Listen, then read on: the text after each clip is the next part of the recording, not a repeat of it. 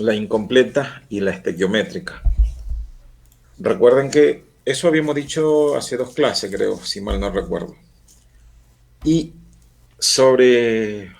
Ahora vamos a tratar de esas 3 formas de combustión. Vamos a hablar de la estequiométrica. Recuerden que la combustión estequiométrica es aquella combustión ideal donde vamos a aprender a calcular la cantidad de comburente y de combustible exactos, o por lo menos casi exactos, que se requieren para producir una combustión. Eh, Acabo de pronunciar la palabra ideal, y toda vez que que está hablando pronuncia la palabra ideal, eso debe remitirle a ustedes como un caso excepcional. Es decir, las cuestiones ideales en la vida real no existen. Entonces está de más decir que los cálculos que hagamos solamente son a títulos de aprendizaje, puesto que en la realidad no van a ser tal cual, sino se van a aproximar a ese número, más o menos, pero se van a aproximar. Bueno, eh, también creo haberle enseñado a calcular en moles, ¿sí? Y en peso. Recuerden que en una ecuación química podemos calcular o analizar la ecuación haciendo un balance de los reactivos y los compuestos que se obtienen en moles, o bien hacer un análisis o balance de los reactivos y de los compuestos en los pesos moleculares o pesos atómicos correspondientes de cada uno. En el caso que ustedes están viendo, eso ya creo haberlo visto, lo voy a hacer un repaso. Recordemos rápidamente. Vamos a hacer hincapié acá en el tema de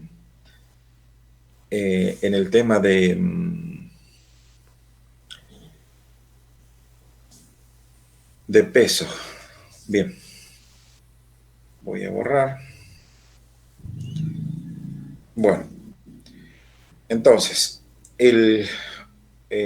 por ahí tengan una calculadora y una tabla de elementos químicos para poder hacer algunos cálculos, ¿no? Yo todavía no la saqué, ya la voy a buscar.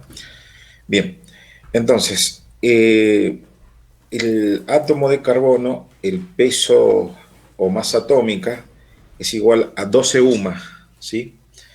Y esa UMA, a través del número de Avogadro, se puede expresar en gramos por mol, o en kilogramos por mol, o en toneladas por mol, ¿sí? Ahora acá lo que vamos a hacer es hacer lo siguiente. Nosotros directamente vamos a suponer que esto está dado en kilogramos por mol, para que tengamos un número un poco más manejable por nosotros. Igual, si estuviera en gramos, también es manejable por nosotros. Recuerden que nuestra unidad de peso es el gramo, y por lo tanto acá nosotros estamos habilitados para entender si los pesos moleculares o los pesos atómicos están dando en gramos. Bien, 12 entonces es el peso, la masa atómica del carbono, 16 son la masa atómica del oxígeno. Como son 2 átomos, se multiplica por 32. Y esta relación 3,76, recuerden que es la relación del oxígeno o nitrógeno, mejor, esta relación que el otro día habíamos calculado, que salía de 79 dividido 21, y eso era igual a 3,76. Le había pedido que no se olviden la relación, ¿sí? Recuerden que relación significa las veces, en este caso, que el oxígeno o el nitrógeno contiene el oxígeno. Siempre que nosotros en esta parte, y casi en todas las materias, de las 4 que tengo, siempre vamos a hablar de relación. Lo interesante es que cada vez que yo pronuncie la palabra relación, mis alumnos inmediatamente se remonten a la idea de algo que está contenido en otro algo. Como en este caso, este oxígeno, la molécula de oxígeno, dice que está contenido 3 veces ¿sí? En la molécula o en una cantidad de nitrógeno. Eso es lo que significa esos 376 que dijimos. El, el nitrógeno tiene peso atómico o masa atómica de 14,001, y como son dos nitrógenos, 14 por 2 son 28, pero resulta que acá hay un problemita que le había pedido que ustedes los vean. ¿Por qué? Si siendo la masa o peso atómico, ¿sí? O masa molar o peso molar del nitrógeno, 14, y si yo esto lo multiplico por 2 me tiene que dar 28, 28,002 me daría, pero bueno, estos 0,012 son, por una cuestión de simplicidad, no lo voy a tener en cuenta, pero sin embargo, acá en este ejercicio nos dicen que es 28,2. La pregunta es, ¿de dónde sale esta diferencia de 28 más 0,2? Es decir, ¿de dónde sale? Esto es la pregunta para ustedes. ¿Alguien durante el fin de semana largo se dedicó a leer un poquito? ¿Alguien que me quiera contar un poquito de dónde sale esta pequeña diferencia? ¿Alguien de ustedes?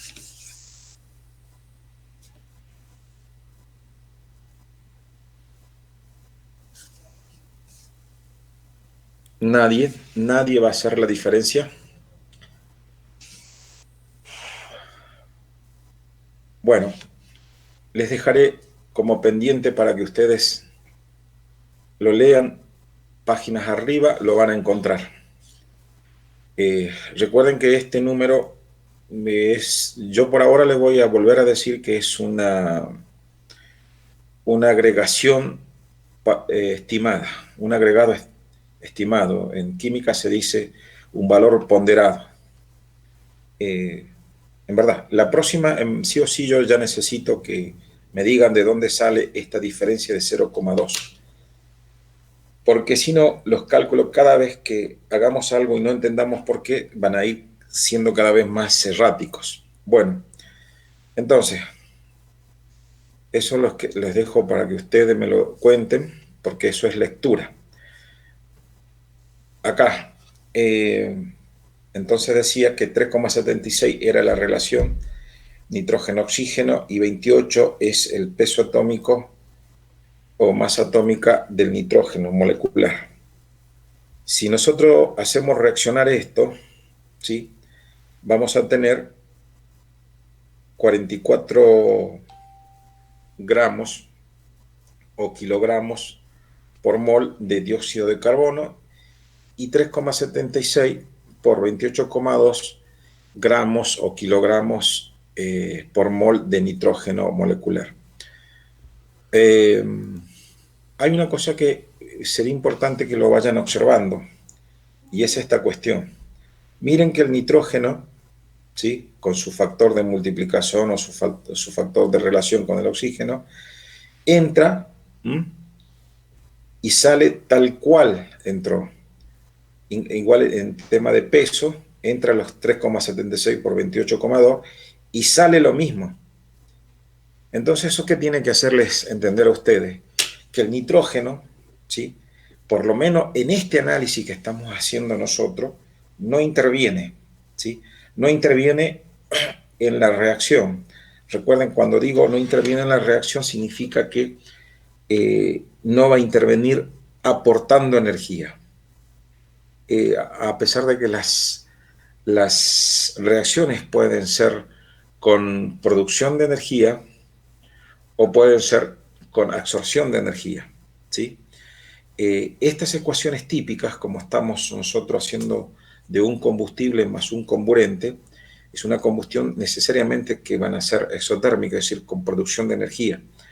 Entonces, si el nitrógeno no interviene, dado que esta es una reacción o una combustión con generación de energía, y el nitrógeno no interviene, seguro que debe estar produciendo algún otro efecto.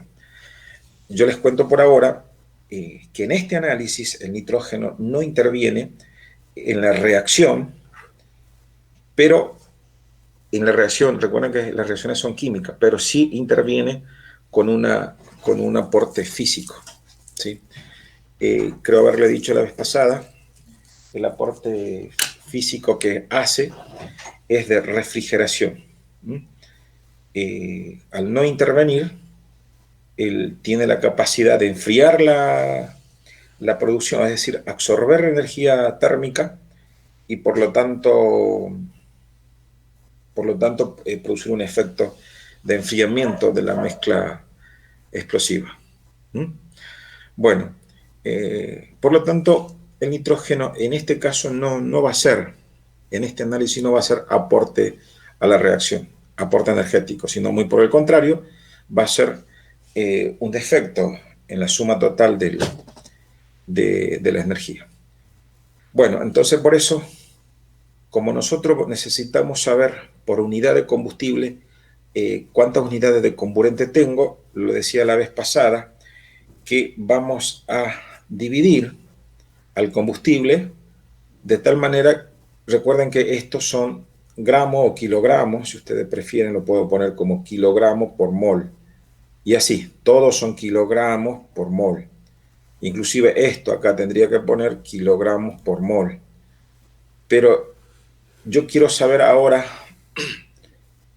cuánto de combustible requiero, o mejor dicho, cuánto de aire requiero por una unidad de combustible. Como yo quiero tener la unidad, divido por 12. Divido por 12. Y a esto, aunque no hay necesidad, porque como dijimos recién no interviene, tengo que dividir por 12. Y así, divido todo por 12. Todo. Pero mi análisis en esta ocasión solamente se va a remontar en los, ¿sí?, reactivos. Y más exactamente de los reactivos en el combustible y en el comburente. Por lo tanto, yo tendré que echarle mucha atención al combustible y al comburente. En cambio, al refrigerante, en este caso el nitrógeno, no es necesario en este análisis. Por lo tanto, cuando haga 12 dividido 12 me va a dar este 1 que está acá, ese 1, y 32 dividido 12 me va a dar el 2,66. Y todo esto dividido 12 me va a dar, bueno, el 8, perfecto. Y acá a este lado me da lo que corresponde. 44 dividido 12, 3,66, que son los productos. Y tenemos acá el combustible y el comburente. Recuerden que el comburente nuestro es el aire. Entonces vamos a poner este comburente. Eso creo que hablábamos la vez pasada. Bien, entonces, prestándole atención a toda esta cuestión, nosotros podemos sumar, ¿sí?, los 2,66 más los 8,84. La suma de esto va a dar, ¿sí?, como indica acá, 11,5 kilogramos de aire. Y ahí podemos hacer dos lecturas. Fíjense acá dos lecturas interesantes. Nosotros podemos decir que por un kilogramo, o mejor dicho, un kilogramo de oxígeno, ¿sí?, perdón, no de oxígeno, de carbono. De carbono, yo consumo de carbono, sí, consumo 2,66 gramos de oxígeno. 2,66 gramos de oxígeno. O bien puedo decir, un kilogramo de carbono consume la suma de esto, que es igual a 11,5 kilogramos o gramo, ¿no? Kilogramo, acá era kilogramo también. Kilogramos de aire, o sea, de una mezcla gaseosa. Para esto sirve. Entonces, ya tenemos una idea entonces de cuál es la cantidad para quemar 1 kilo o 1 gramo de, de combustible, en este caso el carbón. Bueno, a ver, pregunto a todos, ¿hasta allí me van siguiendo? ¿No me siguen? ¿Se entiende? ¿No se entiende?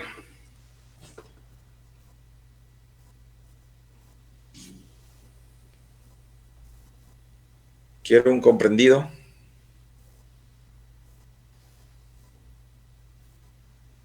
A ver, Hernán Serpa, ¿me está siguiendo o no me sigue? Sí, profe. Bien, otra persona. Profe, yo no entendí de cuando divide por dos. Cuando divido por 2, a ver, vamos a ver. Cuando divido por 2.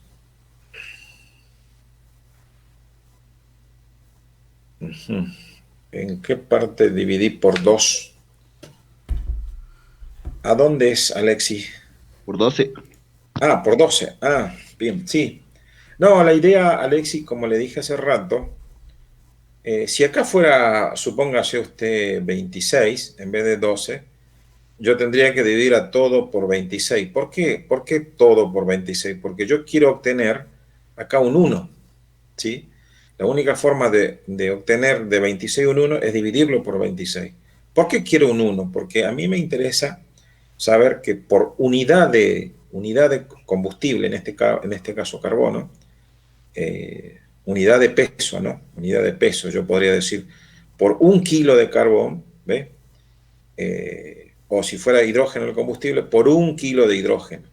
¿Cuánto necesito de oxígeno o bien de aire? Entonces, como yo necesito averiguar o saber por unidad de combustible cuántas unidades de oxígeno o bien de aire requiero, bueno, hago esta, esta operación matemática, simplemente de dividir por el mismo número para obtener la unidad. Nada más, es una cuestión estratégica, no es una regla, ¿no? Repito, yo dividí por 12 porque el número era 12. Si fuera 26, divido por 26. Si el número acá fuera 5, supóngase que acá tenemos un átomo de masa atómica igual a 5, bueno, yo tendría que dividir todo por 5 para que acá me quede el 1. Y el 1, refiero o repito, es para que yo tenga una referencia por unidad de combustible. Nada más para eso. Eso es todo, Alexi. ¿Alguna otra pregunta? No, profe, sí entendí. Bueno, entonces voy a seguir con lo que sigue. Debajo hay un otro ejemplo de otra ecuación o otra relación estequiométrica. Voy a borrar. Casi parecida, pero ya empiezan a intervenir, cambia. Fíjense que acá yo tenía como combustible el carbono y acá debajo cambié del combustible del carbono al hidrógeno. Y vamos a ver, haciendo exactamente el mismo análisis, acá está el cálculo de mol y acá está el cálculo en peso. El hidrógeno, bueno, antes de esto había que balancear. Ustedes si hacen reaccionar hidrógeno con oxígeno, van a obtener agua más este factor de relación del hidrógeno. Después tendrán que igualar el 2. Fíjense, acá originalmente yo tengo 2 hidrógenos, ¿sí? Pero resulta que, mire la cantidad de oxígeno. Acá tengo 2 y para que me aparezca el oxígeno, estos 2 oxígenos yo tengo que necesariamente multiplicar, poner un 2 para que 2 por 1 sea 2 y ya igual el oxígeno. Luego, con este factor obtendré 4 oxígenos, lo que me lleva a mí a multiplicar a este por 2. Y ahí quedan igualados. 4 oxígenos, perdón, 4 hidrógenos, 4 hidrógenos. 2 oxígenos, 2 oxígenos. Y esto no interviene nada. O sea que la ecuación esa ya está balanceada o equilibrada en masa. Hacemos lo mismo, son este factor de multiplicación es importante, que fíjense que el factor de multiplicación siempre se mantiene. Acá no se ve, pero acá hay un factor de multiplicación 1. Y acá tenemos otro factor de multiplicación que da la casualidad que es el factor o la relación nitrógeno-oxígeno. Ese factor simplemente se mantiene, no hacemos nada. Acá estaría el 1, yo lo indico, y ¿sí? No pasa nada. Acá tenemos dos átomos de hidrógeno, y recuerden que el hidrógeno tiene una masa atómica de 1 UMA, o 1 gramo por mol. Entonces, 1 gramo por 1 más 1 son 2 gramos por mol. El oxígeno tiene 16, y 16 por 2 son 32 gramos por mol, y así. Y bueno, esto se mantiene lo mismo. Fíjense que se vuelve a repetir este 0,2 que yo le pedí que ustedes estudien de dónde sale el 0,2. Se sigue repitiendo. En otras ocasiones no se van a repetir. Bueno, perfecto. Y si hacemos la cuenta, figúrense que acá me va a quedar 4. Yo tendré que dividir esto por 4, ¿sí? A esto por 4 y así, a todo por 4. Todo. ¿Por qué por 4 esta vez? Hace rato era era 12 y ahora es por 4. ¿Por qué? Porque a mí me interesa saber por unidad de combustible. Bueno, algunos me dirán, pero a mí no me gusta saber por unidad. Yo quiero saber por unidad de comburente. Bueno, si quieren hacerlo por unidad de comburente está bárbaro. Pero ustedes en la hora de sopesar la especie de interés, es decir, cuál de las dos especies atómicas tiene interés, ustedes saben que el combustible es el que pagan y el comburente no lo pagan. Por el momento no se paga. Es decir, como decía nuestro abuelo, por ahora el aire es gratis. Entonces, no tendría demasiado en cuestiones económicas hacer un análisis sobre el combustible, ya que no demanda ninguna cuestión económica, en tanto que el combustible sí. Por eso se hace esta relación en el combustible y no en el comburente. Bueno, entonces hacemos por 4 acá, me va a quedar 1, 32 dividido 4 es 8, por eso acá hay 8, y así, todo esto por esto te da 26, perfecto. Entonces nosotros hacemos lo mismo que hace rato, hacemos la suma del oxígeno más el nitrógeno y decimos que allí hay 34,5, que recuerden que el oxígeno más el nitrógeno conforma el aire. Entonces decimos que un kilogramo de de hidrógeno requiere 34,5 kilogramos de aire. O dicho de otra forma, que 34 kilogramos de aire por kilogramos de combustible, en este caso hidrógeno. Así se debe entender. Bueno, si se dieron cuenta es lo mismo que la ecuación de hace rato, nada más que cambió el combustible. Avancemos un poquito más rápido. Quiero llegar a los problemas. Acá hay otro medio. Esto es lo mismo, nada más que ahora vamos a usar como combustible el azufre. Alguien de ustedes podría preguntarme, ¿por qué analizamos carbono? ¿Por qué analizamos hidrógeno? ¿Sí? Y ahora, ¿por qué vamos a analizar azufre? Bueno, la respuesta, la respuesta es sencilla, porque los hidrocarburos que nosotros cargamos a las máquinas térmicas, generalmente los motores de explosión interna, contienen estas especies atómicas. Es decir, la nafta, el gasoil que cargamos a las máquinas térmicas, contienen carbono, contienen hidrógeno, contienen azufre, y más adelante vamos a ver que tiene plomo también. Vamos a tener que hacer el análisis de plomo.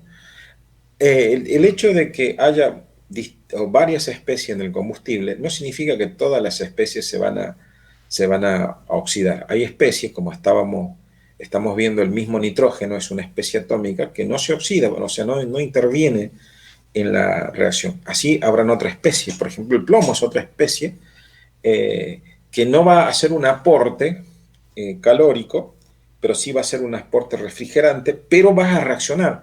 El plomo tiene un comportamiento distinto al nitrógeno.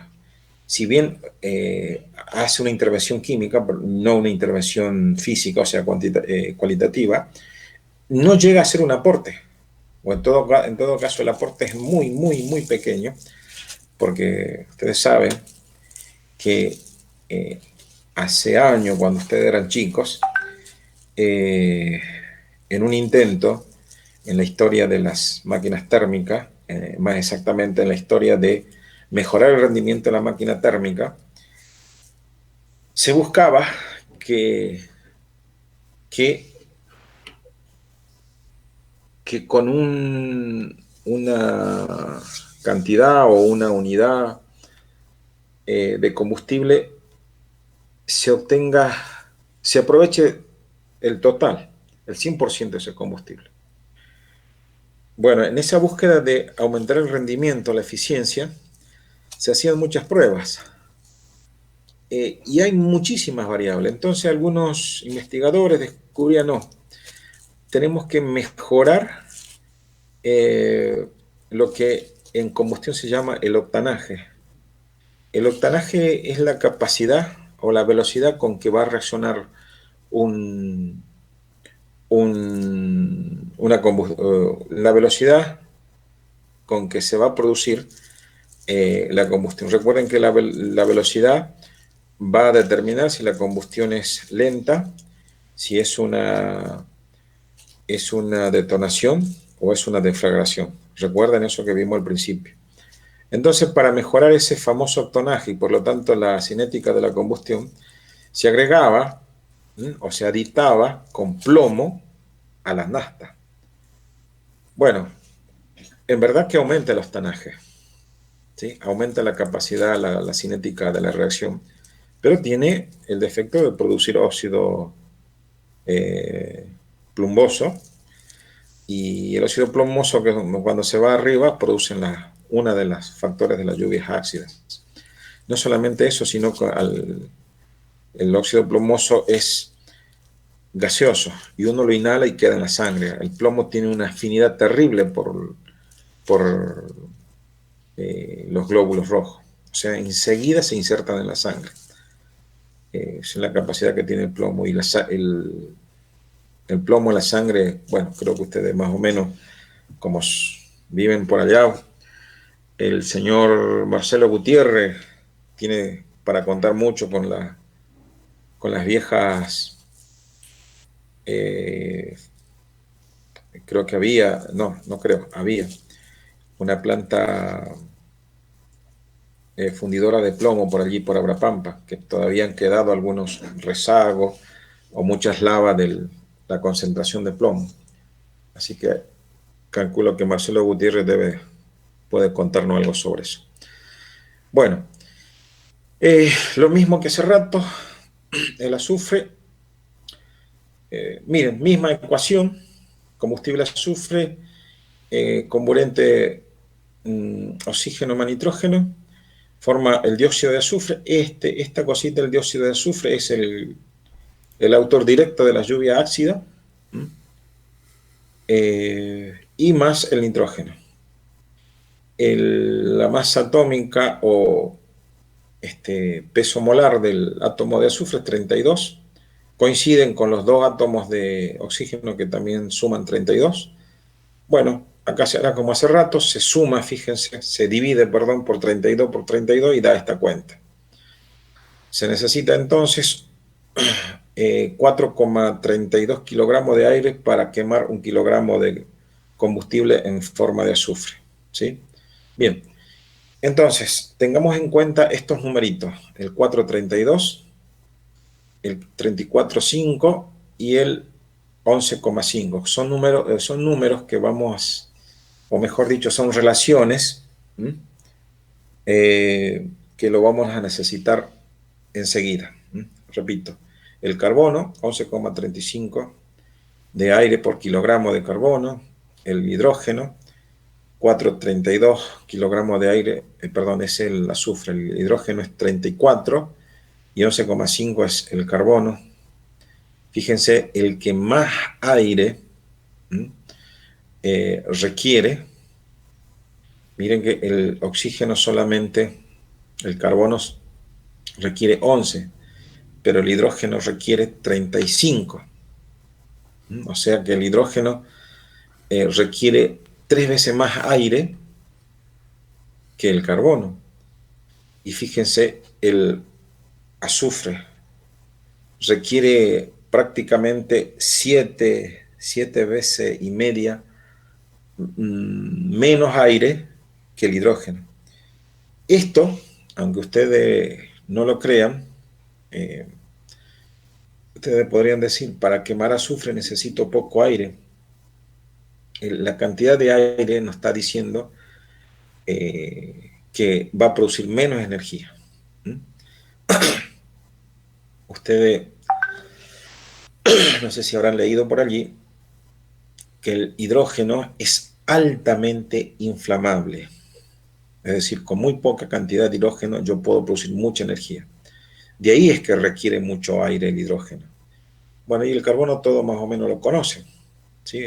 Que es lo que tenemos los domingos para aprender.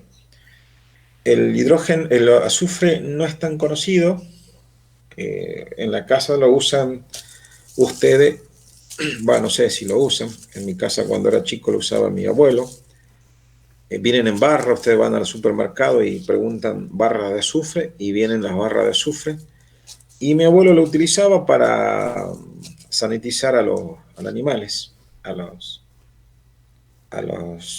perros sobre todo. Molía el azufre, le daba con un poco de carne para desparasitar a los perros.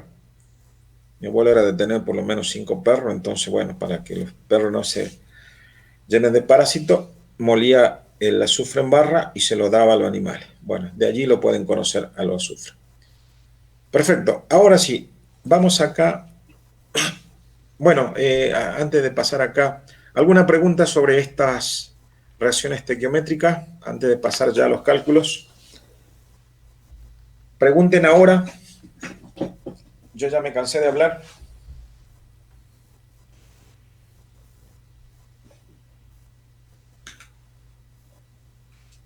Alguien haga un comentario de lo que hablamos. ¿Tienen idea para qué les puede servir esto de lo que estamos hablando acá?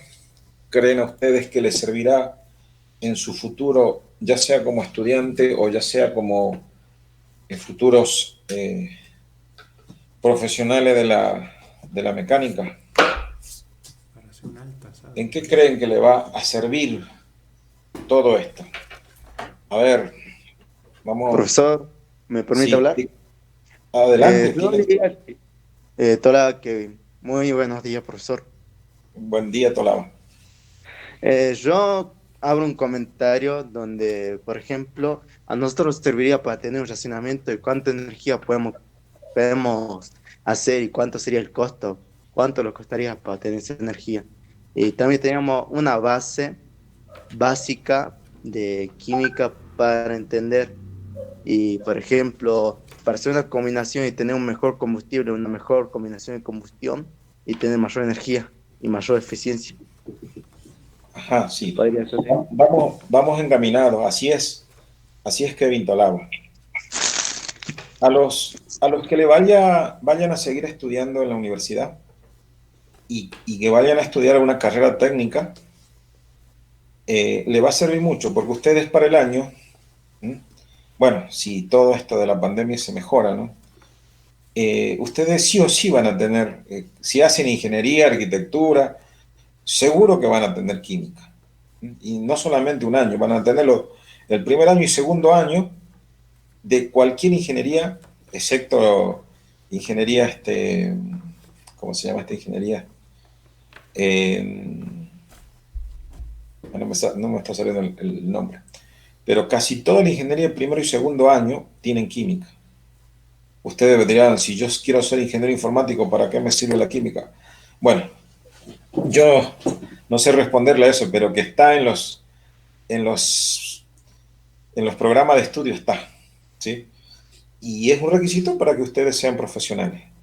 Ese para el estudiante. Y para el que vaya a trabajar, por cuestiones de la vida, no, por ahora no estudie, capaz que más adelante estudie, bueno, le va a servir para lo que dijo Kevin Tolaba, tener una idea. Fíjense, ustedes cuando van a comprar un auto, el muchacho que les muestra el auto, no sé si algunos de ustedes ya compró un auto, ustedes, ¿no? No, o por lo menos acompañó al papá, a la mamá a comprar un auto, y el muchacho que vende el auto, la camioneta, se le acerca a usted y le dice, mire, este es un buen auto, y le empieza a hablar de las bondades del auto, y él, por ahí entre la conversación le dice, mire, con este vehículo usted puede hacer, por cada litro de aire, puede hacer, por cada litro de nafta o gasoil, depende de lo que consuma, puede hacer tantos kilómetros. Normalmente un auto está haciendo, un auto normal, ¿no? Uno de gama intermedia está haciendo 11, 12, no, estoy mintiendo, son 13, 14 kilómetros por litro de nafta, uno normal. Uno ya que tiene, por ejemplo, un turbocompresor, ya hace 15, 16 kilómetros por nafta, eh, por litro de nafta. Entonces, con eso le está dando la idea. Fíjense, si yo le digo, pongámosle un vehículo lindo, un vehículo más o menos eficiente, le dicen, si por litro de nafta hace 15 kilómetros, ustedes con ese dato pueden sacar la cuenta de cuánto contaminan, por ejemplo. Cuánto por ese litro, cuánto de, de aire van a necesitar. De hecho, ya más adelante viene un problema real, ¿no? De nafta, que cómo se hace para calcular el aire. Y ustedes con ese dato pueden saber cada 100 kilómetros cuánto contaminan. Porque hay chicos que en el fondo en verdad les interesa el tema medioambiental. Y si ustedes se van con ese dato a trabajar y supónganse que tienen la posibilidad de trabajar en un taller donde hacen inyección del motor o donde hacen ajustes, sobre todo en la fábrica de montaje de vehículos, y les toca justamente trabajar en la puesta a punto de un motor de cualquier vehículo. Y la puesta a punto tiene varios puntos de análisis, y entre eso es el análisis del humo del caño de escape. Ahí en el caño de escape se engancha un analizador de aire de combustión, y ustedes están viendo a través de una máquina qué porcentaje salen. ¿Mm? Inclusive para entender cómo trabaja, cómo hace el análisis esa máquina, pues estas ecuaciones les sirven. O sea que lo van a necesitar como estudiante o como trabajadores. ¿Saben lo feo que, chicos, les cuento algo? Lo feo que tiene de ser un trabajador. Bueno, esto también es para que le guste, porque resulta que hay gente que lo único que trabaja porque lo único que le interesa es tener el dinero a fin de mes. Pero hay otra gente que no solamente trabaja porque recibe su honorario, sino que también trabaja porque quiere formarse a través de su trabajo, quiere entender la realidad. Y ustedes en la vida laboral se van a encontrar con gente capaz y gente que no solamente que es capaz, sino que es idónea. ¿Cuál es la diferencia entre un trabajador capaz y otro trabajador idóneo? El trabajador que está capacitado para trabajar sabe o sea, todos ustedes, por ejemplo, saben cómo funciona su celular, o mejor dicho, no funciona, saben cómo se maneja su celular. O sea que están perfectamente capacitados. Después de un mes o 2 meses que tienen celular, ya saben todos los secretos del celular. Pero lamentablemente saben utilizarlo, pero no saben cómo funciona. Entonces no son idóneos para entender el funcionamiento del celular. Se necesita varios años de estudio para entender cómo al apretar un sector de la pantalla, el celular me responde de la manera que me responde. Para entender aquello se necesitan bastante tiempo de capacitación y de práctica. Entonces esa es la diferencia. Y en el mundo laboral pasa lo mismo. Hay laborantes que son buenos trabajadores, pero hasta que se le acaba la práctica. Cuando se le acabó la práctica, listo. ya se requiere alguien que sepa. Bueno, esa es la diferencia entre un hombre capaz y un hombre idóneo. De ustedes depende qué tipo de trabajador quieran ser. ¿Mm? Bueno, hecho el comentario, voy a seguir un poquito más abajo y ahora sí, vamos a ver algo un poquito más real. Como les pedí hace un momento, las relaciones del combustible comburente se la graban porque lo van a necesitar. Acá lo tienen resumido, del carbono 11,5, de hidrógeno 34,5 y el azufre 4,3. Eso se lo graban. Vamos a comenzar. Una ecuación típica de combustión. Acá me tengo que... Este es importante para que lo vean. Sobre todo esta parte, miren, esta parte le va a costar un poquito entender. Después de un par de problemas ya lo vamos a entender. Esta parte, cuidado, porque esta parte significa, acá fíjense que hay hidrógeno, es así esa parte, hidrógeno menos 1/8 de oxígeno, ¿sí? Este no es un 0, es un oxígeno por 1/8. ¿De dónde sale este octavo? Rápidamente, vieron que esta es una relación también, que me dicen que por kilogramo de aire, o mejor dicho, por cada kilogramo de carbono necesito 11,5 kilogramos de aire. Acá me dicen que por kilogramo de... van a ver ustedes que acá hay un 34,5, y ya les explico de dónde sale. Este es un paréntesis. Significa que en algún momento acá hubo este nitrógeno o hidrógeno, estaba multiplicado por su relación con el oxígeno. Pero, ¿sí? Voy a borrar esta partecita para que se me entienda. Ahora voy a hacer como que estoy distribuyendo el 34,5 dentro de esta diferencia, de esta resta.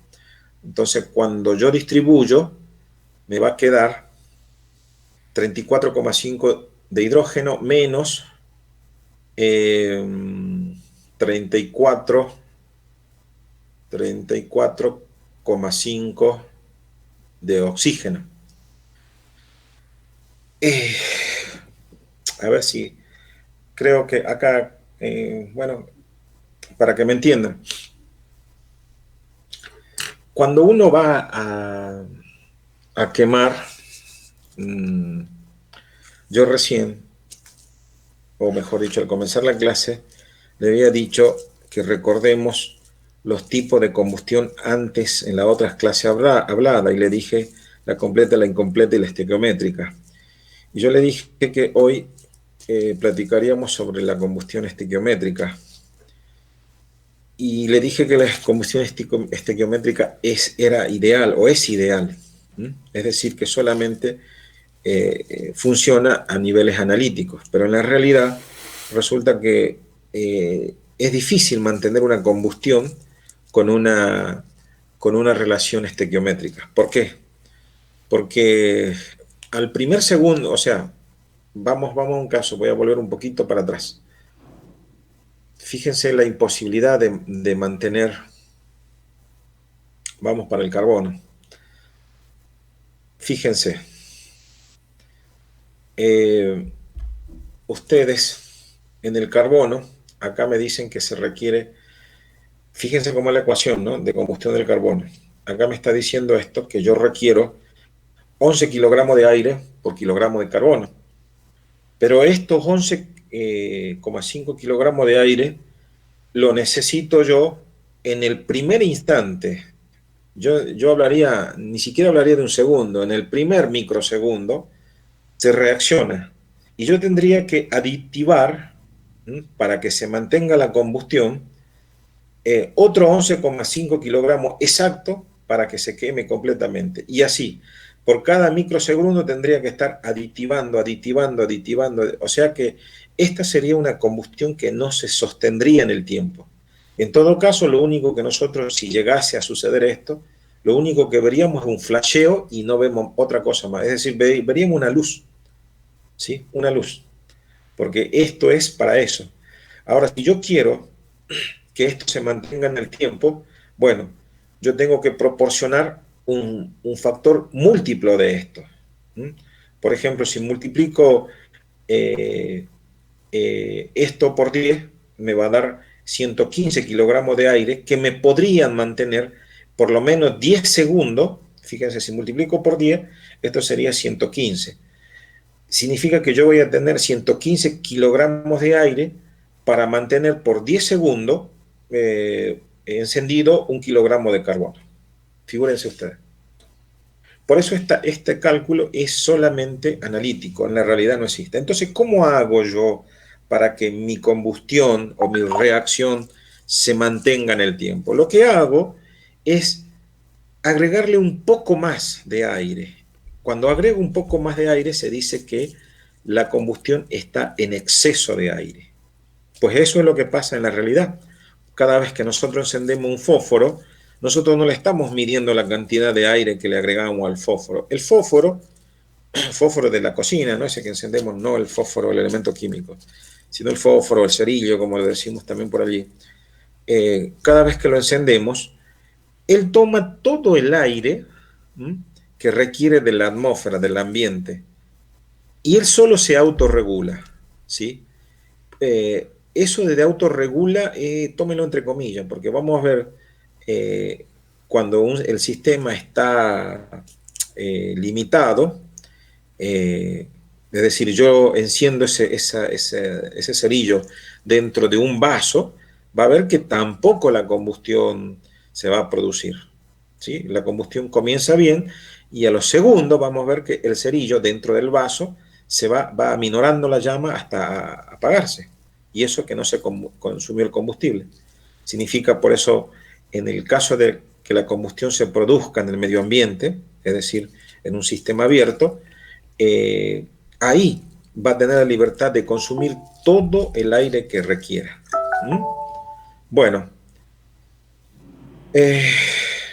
voy a volver. Parece que alguien está queriendo entrar. Discúlpenme un segundo. Vamos a ver. Alguien me está llamando a la puerta. No, me dicen que ya es hora de que cambie de materia.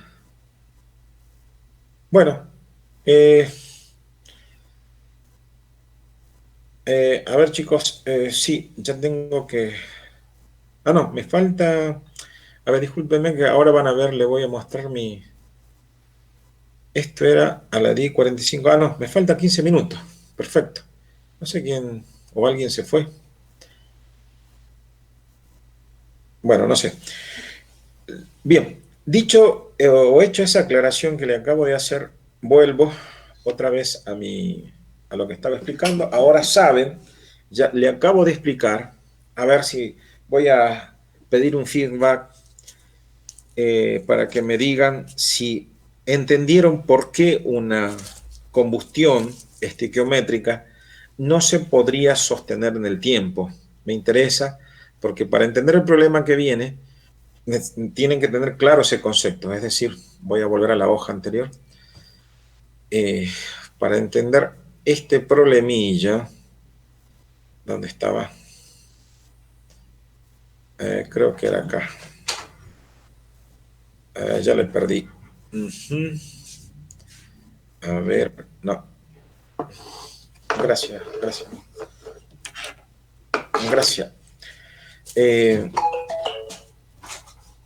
Bueno, creo que era acá. ¿Era acá? No. Bueno, ya no sé dónde era. Sí, acá era. Bien. Para entender el problema que viene de calcular, yo necesito que se entienda por qué esa reacción estequiométrica teórica no se podría sostener. Quiero que alguien me diga si se entendió. Así tomo un sorbo de té o no sé lo que me trajeron acá.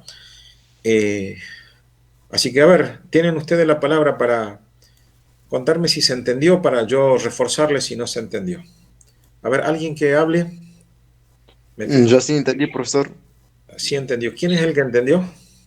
¿Cómo se llama? Hola, ¿qué? Bien, Tolaba, Kevin. Otro compañero, a ver, Benjamín Mendoza, buen día. Cuénteme usted, deme un comprendido. Si se entendió o no se entendió. Benjamín Mendoza. Buen día, profe. Sí. Sí, yo cuando comenzó la clase como que tenía problema con el cargador del celular y muy al principio no llegué a... No llegó a entender. No. Bueno, a ver, ya le voy a explicar. Permítame preguntar a otro compañero. Gracias, Benjamín. Bueno, profe. Vamos con Samuel. Samuel, ¿usted me siguió o no me siguió, Samuel? Sí, profesor, pero lo que tengo una duda, profesor. Cuénteme. Usted habló de motores, digamos, de combustible. ¿Es cierto, no? ¿Es verdad? Sí, sí. ¿Eso, Sí. eso depende de la eficiencia del motor o de la calidad del combustible? O sea, para rendir litros, ustedes, para cada un litro de combustible, Sí, tiene sí. 14 kilómetros. Sí, Eso quería preguntar. las mejores máquinas, Samuel, las mejores. Si usted agarra, por ejemplo, hablé en términos de marca, recuerden que las marcas, una marca de un vehículo tiene mucho que ver con la calidad, en todo sentido, ¿no? Desde la tuerca que ajusta la llanta a la rueda, o mejor dicho, Sí. la llanta a la rueda, al chasis, hasta la regulación, cuando hablamos de calidad.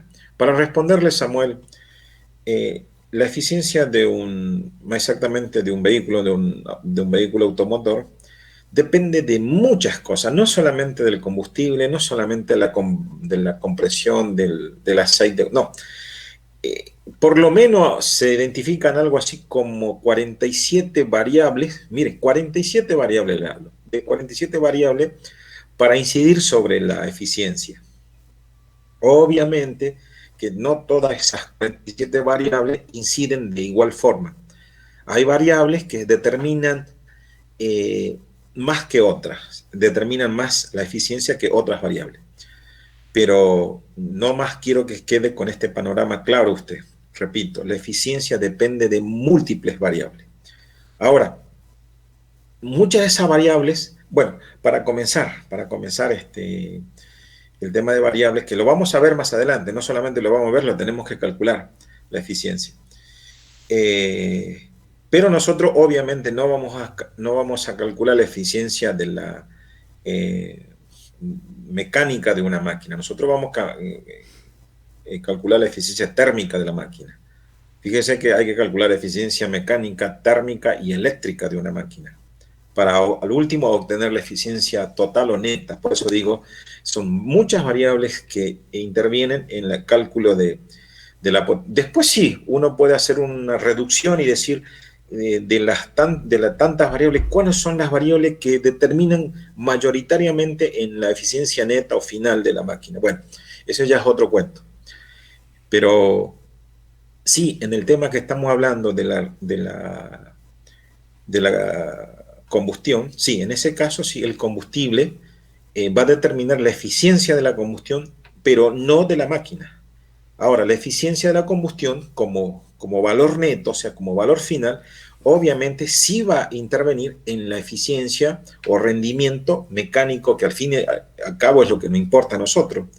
Porque nosotros cuando compramos, decimos, vamos a una concesionaria y decimos, bueno, mira, el Ford Ka tiene 2,2 litros, es un motor de 2,2 litros. Y a nosotros, ¿en qué nos reditúa? ¿Cuál es la diferencia en tener un motor de 2,2 de 1,4? Se supone que el motor que tiene un cilindro de 2,2 litros es más potente que el motor de 1,4. De hecho, hubo un tiempo en la historia de la construcción de automóvil que para mejorar la potencia del vehículo, la potencia mecánica del vehículo, se agrandaban los cilindros de las cámaras de combustión, o sea, de los motores. Y claro, el fabricante te vendía mayor volumen de cámara de combustión pensando que a mayor volumen, mayor potencia. Se llegó un momento que no era así. a mayor volumen consumía más combustible y al fin y al cabo perdía la eficiencia. Entonces se dejó de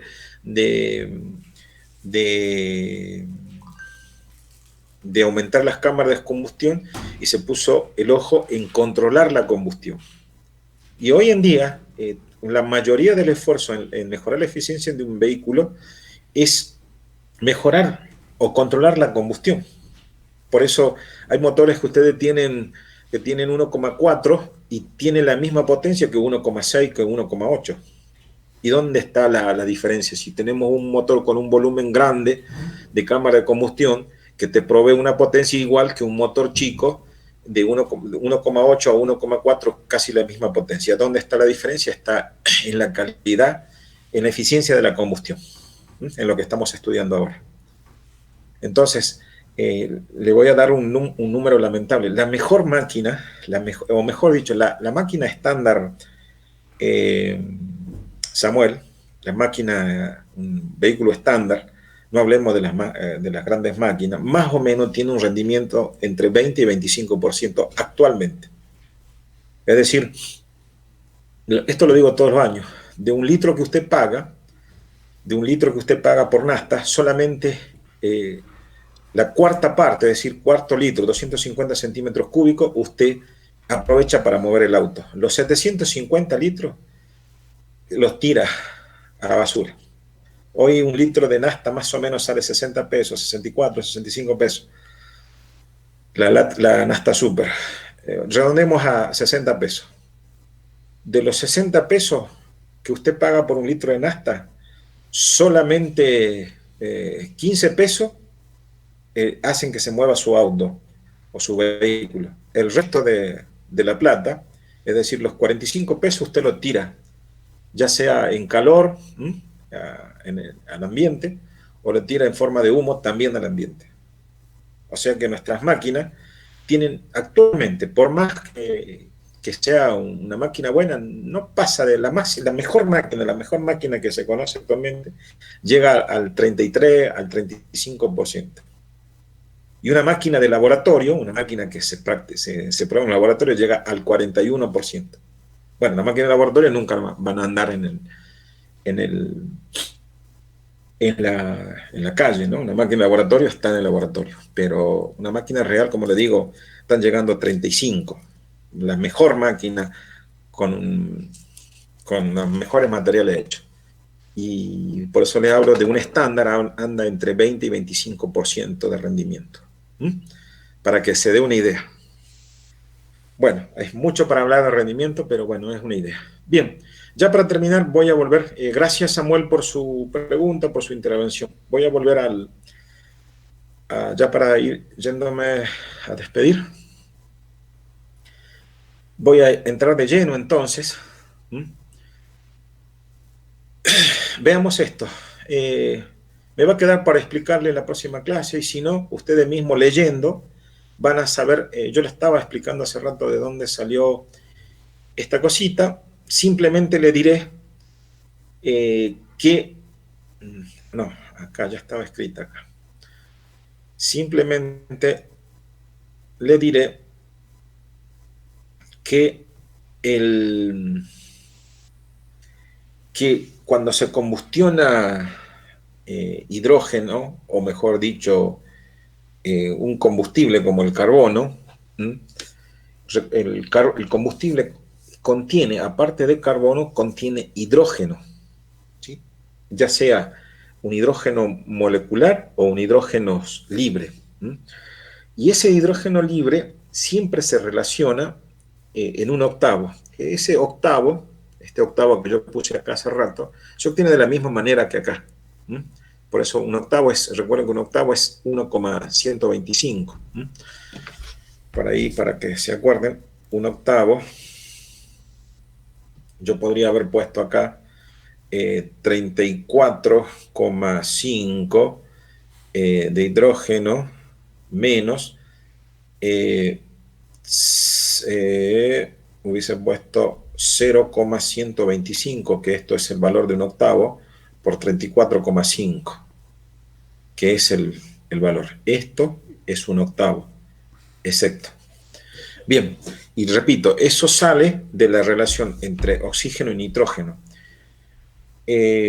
¿Por qué? Porque, como les dije hace rato, en la realidad no todo el oxígeno o el carbono se quema con el oxígeno, no se quema, porque es muy, muy ideal pensar que todos los átomos van a ponerse de acuerdo y se van a combinar y una vez que ya estén todos combinados, cada átomo de oxígeno con cada átomo de carbono, alguien le diga, bueno, ya estamos todos de la mano, manden la chispa para que nos encendamos, y resulta que se quema todo el carbono con todo el oxígeno, y eso no existe en la realidad. Lo que existe en la realidad es que habrán átomos que tengan el suficiente tiempo para formar la reacción, y habrá átomos que no logren formar la reacción. Por eso, de acá viene que la relación de combustión entre hidrógeno y oxígeno es de 1/8. Es decir, si ustedes multiplican que solamente si lo multiplican por 100, esto van a tener 12 acá, 12,5. Entonces significa que cada 100 átomos de oxígeno, solamente 12 átomos de hidrógeno van a participar de la reacción. Bueno, más o menos eso significa. Si no lo logran entender con la lectura de esto, porque por acá lo explica esto, igual se lo voy a volver a explicar en la próxima clase. Vamos a una cuestión. Esta ecuación, por favor, le voy a pedir a todos ustedes que la memoricen. El formato quiero que la memoricen, porque lo vamos a usar este formato. Vamos a poner el combustible más la relación, recuerdan, le acabo de decir que se llama relación de aire de hidrógeno-oxígeno, ¿sí? La relación, fíjense, de hidrógeno será 35, y la relación, recuerden que es la relación del hidrógeno con el aire, pero es suponiendo que no hay hidrógeno suelto, pero resulta que en la realidad hay hidrógeno suelto. Bueno, ese hidrógeno suelto es 1,8.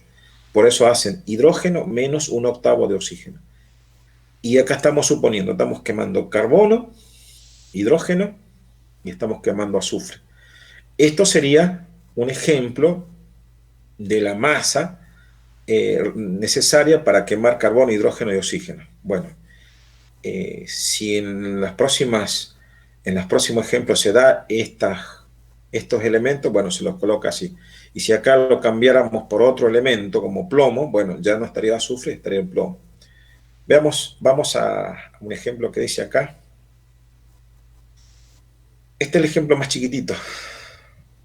Ejemplo de calcular. Vamos a dejar ahí. Voy a borrar todo esto que escribí. Bueno, calcular el peso de aire teórico. Recuerden que es teórico, estequiométrico, para la combustión de un carbón cuyo análisis elemental, fíjense, análisis elemental es que alguien mandó una muestra de carbono, es decir, agarró, no sé, 2 toneladas de carbono y mandó una muestra al laboratorio químico, y el laboratorio le dice, mire señor, su carbono contiene 0,8 de azufre, 85,38 de carbono, 2,99 de otro, y así. Y le dice, fíjense, que en ese carbono también hay oxígeno. Miren ustedes, 1, y también hay nitrógeno. Y también le dice, mire, también tiene agua su carbono. Le dice porque tiene 2,7 de humedad. La humedad es agua en estado gaseoso. Bien, entonces, bueno, a nosotros nos dice, bueno, con todo esto tenemos que quemar. Veamos. Vamos a calcular primero la masa del carbono. Fíjense, esta relación 11,5, recuerden que es cuando el carbono se quema solito en el aire, ¿sí? Bueno, entonces tenemos 11,35, que es la relación aire-carbono, más el carbono actual. El carbono actual es 85, es lo que voy a poner acá, 11,5 por 0,85 que sale de acá. ¿Por qué? Esto ya está dado, cuando ustedes lo ven así, fíjense que acá sale 0,85 y acá, perdón, 85,38 y acá sale 0,85. La pregunta es ¿por qué? Porque esto es porcentaje. A ustedes le están diciendo 85% de carbono, 0,8% y así. Estos son porcentajes. De hecho, acá lo dice, miren, en porcentaje. Todo esto son porcentaje, son todos porcentajes. Bueno, y si ustedes, si a mí me dicen, por ejemplo, acá a esto, el hidrógeno 2,98%. ¿Qué me están diciendo por ciento? Me están diciendo sobre 100. Entonces, si ustedes dividen esto sobre 100, van a obtener, fíjense ustedes, voy a borrar esta parte, si lo dividen ustedes tienen que correr 2 lugares la coma, nada más. Entonces, si dividen por 100, cuando yo dividí por 100, ya le quité el por ciento este que estaba acá, ya lo quité cuando lo dividí, por eso lo desapareció.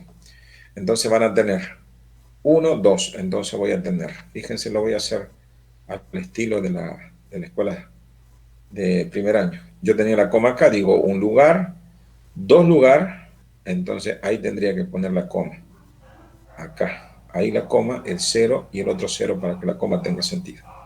Y o sea que pasado el 2,8% a número, le queda 0,0298 que debe estar acá. Está acá. Entonces no se asusten y no quieran apresurarse de dónde sale estos valores. Ya les acabo de decir, sale de estos valores dividido 100, porque son porcentajes. Bueno, entonces 11,5 de la relación de aire-carbono, más el carbono actual, que es 85%, que puesto en número es 0,85. Lo mismo en el caso, fíjense ustedes, en el caso de la relación. Recuerden que esta es la relación del hidrógeno con el aire, ¿sí? Eso está calculado más arriba, hidrógeno-aire, y esta es la relación. Y fíjense, donde dice hidrógeno, yo reemplazo por este hidrógeno, 2,98, que era el que obtuvimos acá. Y donde dice oxígeno, también lo divido el 1,19 por 100 y lo coloco acá. Lo divido por 8, que es este 8 que está acá. Más, como tenía azufre, bueno, le agrego el azufre. Recuerden que el azufre, la relación aire-azufre es 4,32, que está acá. Este es azufre. Entonces 4,32 es la relación azufre-aire y lo multiplico por la nueva cantidad de azufre en el análisis de mi carbono. Y mi carbono dice que tiene, ¿dónde está el azufre? Acá. Al 0,8 lo divido por 100 y obtengo 0,008. Bien. Y acá están todos los elementos. Fíjense que acá no interviene el nitrógeno, que había 1,12. ¿Por qué no interviene? Como lo dijimos, el nitrógeno así como entra, sale. Y el agua, bueno, el agua es lo mismo que el nitrógeno, pero mucho peor, porque recuerden que el agua no solamente enfría la mezcla, sino que también lo apaga. Así que tiene un efecto súper refrigerante. Y eso que es agua gaseosa, ¿no? Es decir, vapor de agua. Bien, si hacemos la cuenta, bueno, hasta acá, ya para ir cerrando, díganme si se me entendieron esta parte. Esta parte, ¿de dónde salen los números? Sí se entiende, profe. Entiende, ¿verdad? No es complicado. Lo único raro que tienen acá es que, ¿por qué salen 0,85? Ahora, a partir de este dato, ya lo pueden sacar a todos. Pero lo más importante de que ustedes, yo quiero que se queden con que este formato de ecuación lo memoricen. ¿Cómo se realiza una combustión a partir de las relaciones del combustible con el aire? Fíjese, son relaciones del combustible con el aire. Todo esto son relaciones. Siempre multiplicaré acá, fíjense, acá por el carbono, la relación del carbono-aire por la cantidad de carbono que hay en la muestra. La relación del combustible, del hidrógeno por la cantidad de hidrógeno que hay en la muestra. acá me faltó la S, acá tiene que estar multiplicado por S. Acá voy a multiplicar la relación del azufre con el aire por la cantidad de azufre de la muestra que me dan. En este caso, la muestra de azufre me daba acá 0,8%. Dividido por 100 me da 0,6. Bien, y eso es todo. Conclusión, sumo, resuelvo todo con la calculadora y me dice que voy a requerir 10,83 kilos de aire para quemar 1 kilo de este carbón. ¿Ok? De este carbón. Ahora, supongamos que este carbón lo hacen acá en el ramal jujeño, por allá, ¿cómo se llama este lugar donde hacen carbón acá en Jujuy? Este lugar es pasando Fraile y antes de llegar a Libertador General San Martín. Chalicán, creo que sí, Chalicán. Acá en Jujuy, por Chalicán, cerca de la finca del Chalicán, hacen carbón. Bueno, supongamos que este carbón sea del Chalicán. Pero ahora si yo traigo carbón del Chaco, el carbón del Chaco tiene, bueno, el Chaco es más famoso por hacer carbón porque allí están las mejores maderas, ¿no? Están el algarrobo, está el quebracho, no sé cuántas maderas buenas hay. Y este porcentaje de carbono en esa muestra de carbón de leña, seguro que es mucho más, llegará por lo menos al 90%. Y ustedes dirán, ¿qué me conviene, comprar un carbón de Chalicán o un carbón chaqueño? Y todos van a decir el que más brasita me dé, y el que más brasita le da es el carbón chaqueño. En fin, bueno, recuerden entonces, esto no siempre se va a producir en un carbón, depende del origen del carbón, va a tener este análisis. Perfecto, y acá entonces, supongamos que entonces le dije que este carbón de Chalicán y este es el carbón que ustedes van a comprar acá en los negocios de acá de San Salvador. Entonces sepan que la bolsita de carbón, usted, a ver, Alexis Cruz, cuando hace asado, ¿con cuántas bolsas de carbón hace usted asado, Alexis Cruz? Con una. Una bolsa, o sea que hace poca carne, más o menos ¿cuántos kilos? Hace 4 kilos, poca carne. Sí, 3 kilos. Sí, sí, poquito. Bueno, no, o sea que usted, fíjese, la bolsa de carbón que compramos, la de que vienen en bolsita de papel, esas vienen de 3 kilos. Entonces vos con una bolsa de carbón de 3 kilos, multiplica esto por 3, va a necesitar más o menos como 11,4, no que 11,4, 40,1 más o menos de aire. O sea que va a gastar una buena cantidad de aire, que nos lo va a quitar a todo que respiramos aire, Alexis. Bueno, hasta acá mis explicaciones. El ejemplo que viene, para hacerle una advertencia, es más complicado. Me gustaría que ustedes lo traten de entender porque acá pide más cosas, mucho más cosas. Le voy a dejar a ustedes como tarea para que ustedes la clase que viene, está resuelto obviamente este ejercicio, ¿no? ¿Sí? Está resuelto, nada más que piden varias cosas.